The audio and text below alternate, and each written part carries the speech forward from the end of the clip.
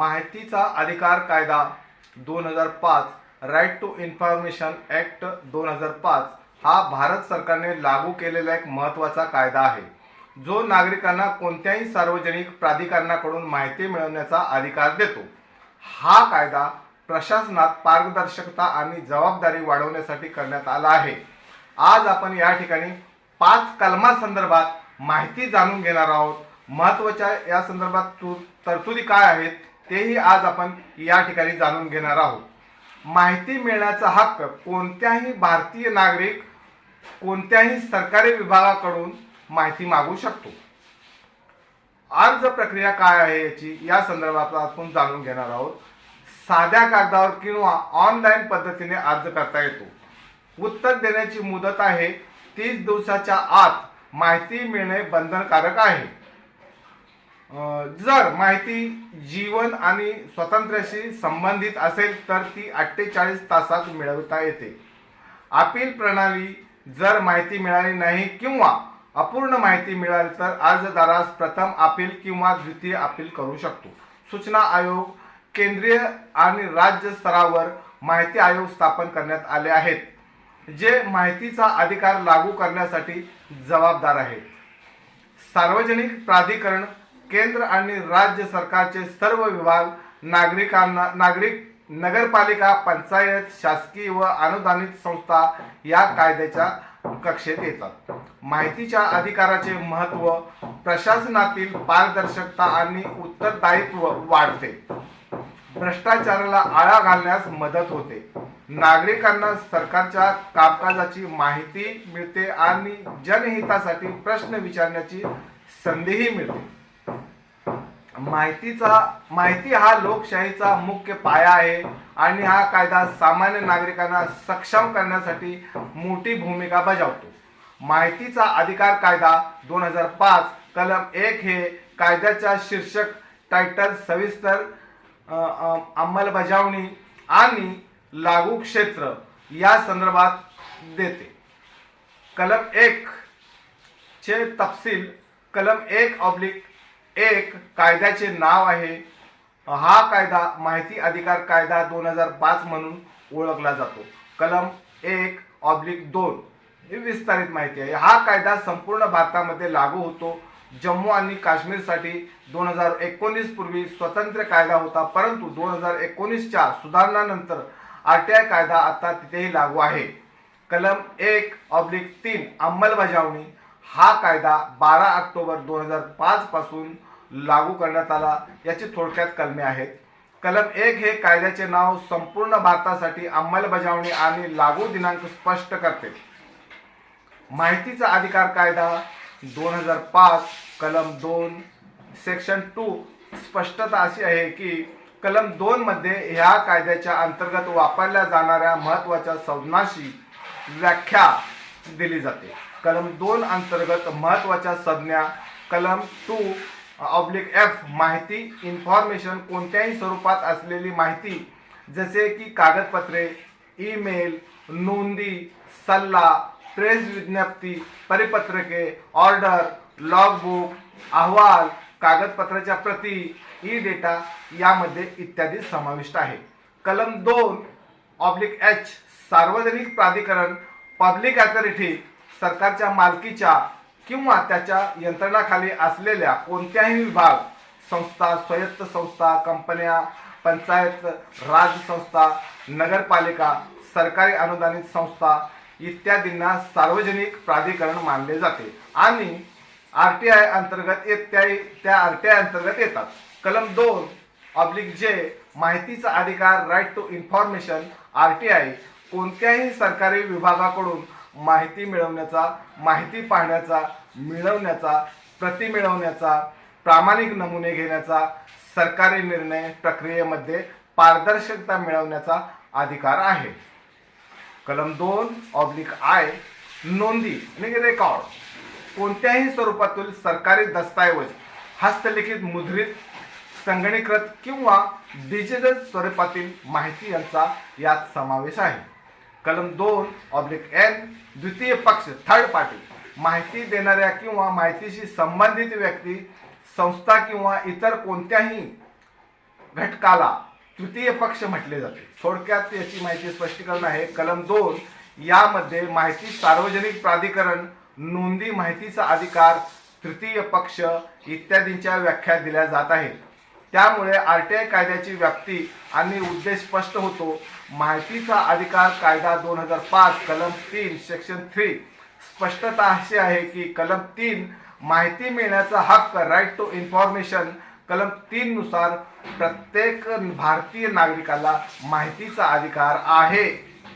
म्हणजेच भारतातील कोणताही नागरिक कोणत्याही सार्वजनिक प्राधिकरणाकडून, पब्लिक अथॉरिटी माहिती मागू शकतो.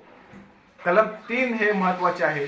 माहिती मिळण्याचा मूलभूत हक्क कोणत्याही नागरिक किंवा केंद्र किंवा राज्य सरकारच्या कोणत्याही विभागाकडून माहिती मागू शकतो. लोकशाही मजबूत करण्यास मदत होते. नागरिकांना सरकारच्या निर्णय प्रक्रियेत माहिती मिळाल्याने प्रशासनात पारदर्शकता आणि जबाबदारी वाढते. भ्रष्टाचाराविरोधातील प्रभावी उपाय, सरकारी कामकाजाविषयी माहिती मिळाल्याने गैरप्रकार आणि भ्रष्टाचार उघडकीस येण्यास मदतही होते. आता या संदर्भात थोडक्यात माहिती जाणून घेऊया. कलम 3 हा माहितीचा अधिकार कायदा मुख्य आधारस्तंभ आहे, कारण तो प्रत्येक नागरिकाला माहिती मिळण्याचा हक्क प्रदान करतो. माहितीचा अधिकार कायदा 2005 कलम 4 सेक्शन 4 स्पष्टता आहे की कलम 4 सरकारकडून स्वयंचलित माहिती प्रकटीकरण, इन्फॉर्मेशन, कलम 4 मध्ये सरकारी यंत्रणांनी नागरिकांना पारदर्शक प्रशासन मिळावे यासाठी कोणतीही माहिती स्वतःहून सार्वजनिक करावी याची माहिती दिली आहे. म्हणजेच नागरिकांनी माहिती मागवण्याची गरज भासू नये अशी महत्त्वाची माहिती आधीच उपलब्ध करून द्यावी. कलम 4/1 सरकारी संस्थांनी स्वयंचलितपणे उपलब्ध करून द्यायची माहिती सार्वजनिक प्राधिकरणांनी त्यांच्या कार्यपद्धतीत पारदर्शकता ठेवण्यासाठी खालील माहिती स्वतःहून प्रसिद्ध करावी लागते. संस्थेच्या कार्यप्रणालीबद्दल माहिती, संबंधित सरकारी कार्यालयाचे सर्व जबाबदाऱ्या, कार्यक्षेत्रे आणि अधिकार याची माहिती, निर्णय प्रक्रिया व जबाबदारी, शासनाच्या कोणत्याही पद्धतीने निर्णय घेते आणि कोणते अधिकार जबाबदार आहेत याबद्दल माहिती, सार्वजनिक निधीचा खर्च किती, सरकारी योजनांसाठी मंजूर झालेला निधी, त्यांचा विनियोग, निविदा प्रक्रिया आणि खर्च याची माहिती, नागरिकांना सेवा पुरवणाऱ्या प्रक्रिया, नागरिकांनी कोणत्याही सेवेसाठी कसे अर्ज करावे याचे कालबद्ध वेळापत्रक आणि शुल्क याची माहिती, महत्त्वाचे दस्तावेज आणि अहवाल, धोरणे, निर्णय, परिपत्रके, अधिसूचना आणि कोणतेही महत्त्वाचे अहवाल नियमितरित्या प्रसिद्ध करणे. कंत्राटे आणि परवाने म्हणजे काय? कोणत्या व्यक्ती आणि कंपन्यांना सरकारी कंत्राटे किंवा प्रकल्प दिले आहेत याची माहिती. आरटीआय अधिकारी व संपर्क माहिती, संबंधित विभागातील सार्वजनिक माहिती अधिकारी, त्याला PIO म्हटलं जातं, आणि अपील प्राधिकरणाची माहिती. कलम 4/2 पारदर्शकतेसाठी प्रयत्न, सरकारी कार्यालयांनी जास्तीत जास्त माहिती नागरिकांसाठी ऑनलाईन उपलब्ध करून द्यावी, जेणेकरून माहिती मागण्यासाठी आरटीआय अर्ज करण्याची गरज पडू नये. कलम 4/3 आणि कलम 4/4 माहिती प्रसाराचे माध्यम, माहिती वेबसाईट, सूचना फलक, पुस्तक, पुस्तिका, माध्यमे तसेच स्थानिक भाषेत प्रकाशित करावी लागते. थोडक्यात सांगायचं झालं तर कलम 4 नुसार सरकारी विभागांनी नागरिकांनी विचारायच्या आधीच महत्त्वाची माहिती स्वतःहून जाहीर करावी. यामुळे प्रशासन अधिक पारदर्शक होते आणि आरटीआय अर्जाची गरज कमी होते. माहितीचा अधिकार कायदा 2005 कलम सेक्शन 5 याची स्पष्टता आहे. कलम 5 माहिती अधिकाऱ्याची नेमणूक. कलम 5 मध्ये प्रत्येक सार्वजनिक प्राधिकरणाने, पब्लिक अथॉरिटी माहिती अधिकाराच्या अंमलबजावणीसाठी जबाबदार अधिकारी नेमण्याच्या सूचनांचा सार्वजनिक आहे. कलम 5/1 सार्वजनिक माहिती अधिकारी म्हणजेच PIO नेमण्याची जबाबदारी प्रत्येक सरकारी विभाग, स्थानिक स्वराज्य संस्था आणि राजकीय अनुदानित संस्था यांनी सार्वजनिक माहिती अधिकारी पब्लिक इन्फॉर्मेशन ऑफिसर PIO नेमावा. हा अधिकारी संबंधित विभागातील नागरिकांच्या RTI अर्जांना उत्तर देण्यास जबाबदार असेल. कलम 5/2 सहाय्यक सार्वजनिक माहिती अधिकारी नेमण्याची तरतूद. मोठ्या शासकीय यंत्रणांमध्ये नागरिकांच्या सोयीसाठी सहाय्यक सार्वजनिक माहिती अधिकारी assistant public information officer APIO याची नेमणूक करता येते. APIO हा अर्ज स्वीकारतो आणि तो संबंधित PIO कडे पाठवतो. कलम 5/3 PIO ची जबाबदारी असते RTI अर्ज स्वीकारणे आणि योग्य त्या विभागाकडे पाठवणे. 30 दिवसाच्या आत माहिती पुरविणे. जर माहिती देणे शक्य नसेल तर योग्य कारणासह अर्जदाराला तसे कळवावे लागते. माहितीचा खुलासा करताना गोपनीयता आणि अपवाद कलम 8 आणि 9 लक्षात घेणे. कलम 5/4 आणि कलम 5/5 इतर अधिकाऱ्यांची जबाबदारी.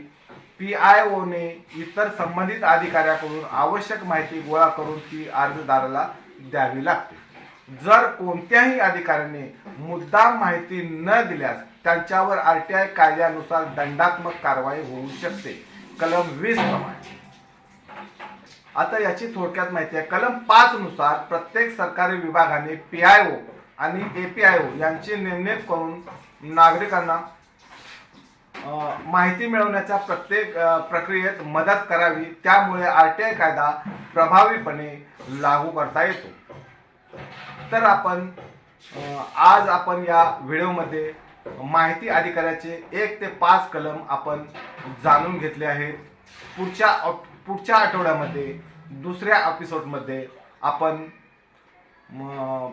6 ते 10 पर्यंत कलम जे आहेत ते आपण या पुढच्या आठवड्यामध्ये पब्लिश करू. हा व्हिडिओ आवडल्यास आमच्या चॅनलला लाईक करा, शेअर करा आणि बेल आयकॉन प्रेस करायला विसरू नका आणि कॉमेंट बॉक्समध्ये आपल्या प्रतिक्रिया नोंदवायला विसरू नका. धन्यवाद. बातम्या पाहण्यासाठी आमच्या चॅनलला लाईक करा, शेअर करा, सबस्क्राईब करा, बेल आयकॉन प्रेस करा आणि सर्वप्रथम नोटिफिकेशन पहा तुमच्या मोबाईलवर.